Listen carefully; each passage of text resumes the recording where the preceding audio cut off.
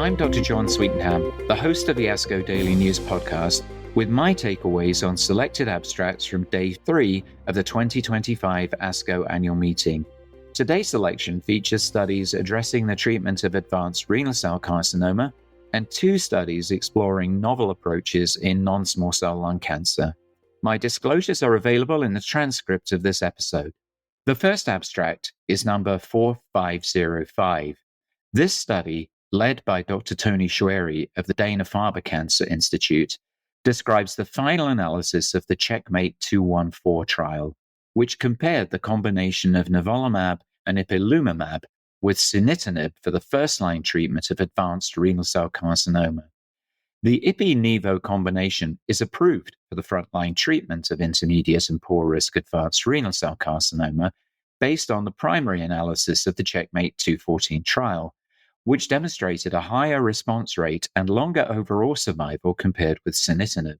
Today's presentation provided the final safety and efficacy results for the trial, with long-term follow-up of more than 9 years. The intent-to-treat population in this trial comprised 550 patients randomized to nivo and ipi versus 546 who received sunitinib. The final analysis showed sustained long-term benefit for the combination therapy. Patients given nivolumab plus ipi had a 29% reduction in the risk for death compared with sunitinib. For patients with intermediate or poor-risk disease, there was a 31% reduction in the risk of death.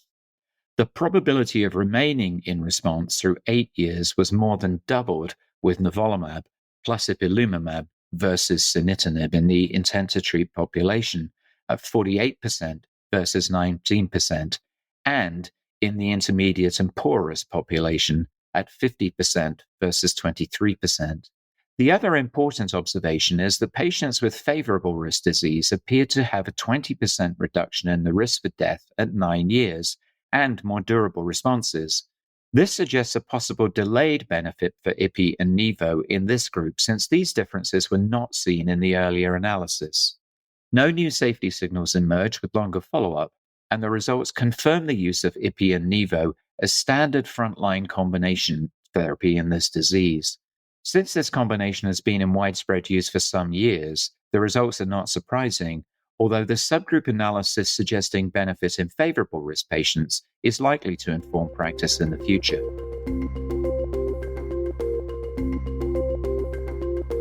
Today's second abstract is number 8506, presented by Dr. Tony Mok from the Chinese University of Hong Kong, describing results from the Phase 3 HERTHENA-Lung02 trial. This trial compared the antibody-drug conjugate patritumab deruxtecan with platinum-based chemotherapy in patients with EGFR-mutated advanced non-small cell lung cancer following a third-generation tyrosine kinase inhibitor. Patritumab deruxtecan, also known as HER3-DXd, comprises a fully human anti-HER3 immunoglobulin G3 monoclonal antibody conjugated to a topoisomerase I inhibitor payload, and showed activity in a previous Phase 2 trial in patients relapsing after EGFR, TKI, and chemotherapy. In this Phase 3 study, this agent was compared with platinum-based chemotherapy in eligible patients with an EGFR activating mutation who had previously received 1 or 2 EGFR TKIs, at least one of which was a third-generation drug, with relapse or progression after this therapy. 586 patients were enrolled, with progression-free survival as the primary endpoint. The primary analysis showed a 9-month progression-free survival of 29% for the experimental arm, compared with 19% for platinum-based chemotherapy, for a hazard ratio of 0.77 and a p-value of 0.011, with higher progression-free survival rates at 6 months and 12 months. HER3-DXd also had a better objective response rate, 35.2% versus 25.3%, compared with platinum-based chemotherapy, and HER3-DXd also extended intracranial progression-free survival compared with platinum-based chemotherapy in patients with brain metastases, with a hazard ratio of 0.75. Grade 3 or more treatment-related adverse events occurred in 73% of patients treated with HER-DXd and 57% of patients who received platinum-based chemotherapy. HER3-DXd had a higher rate of grade 3 or more thrombocytopenia, and drug-related interstitial lung disease occurred in 5% of patients in the HER-DXd arm. The follow-up will need more time to mature since no overall survival data are currently available, but definitely an agent to watch with interest.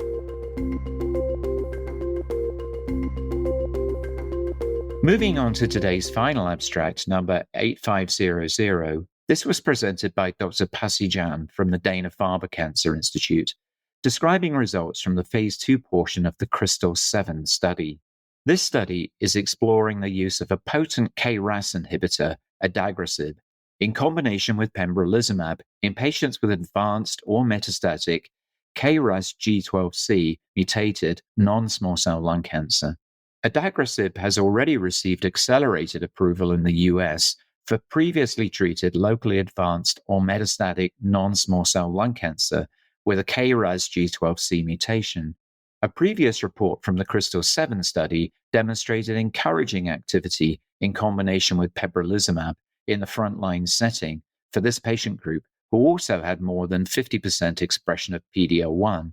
The presentation today described efficacy and safety data for this drug combination across all PD-L1 expression levels.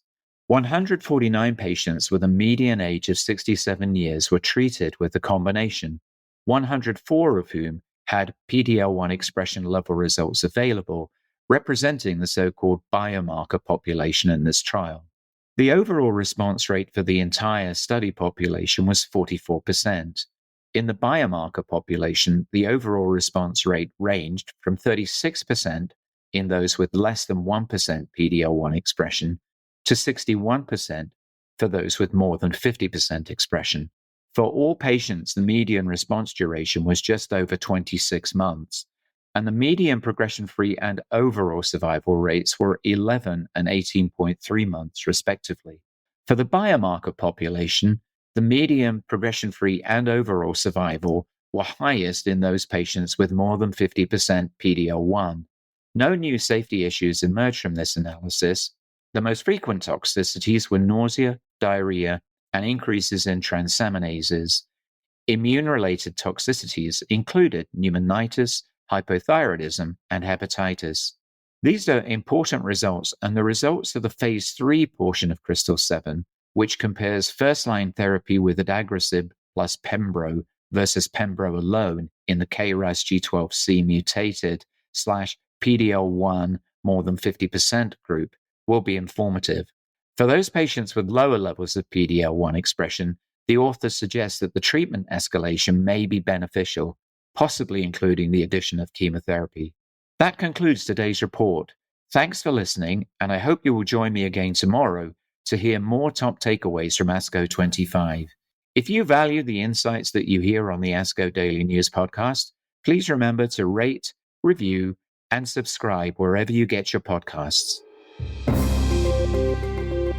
The purpose of this podcast is to educate and to inform. This is not a substitute for professional medical care and is not intended for use in the diagnosis or treatment of individual conditions.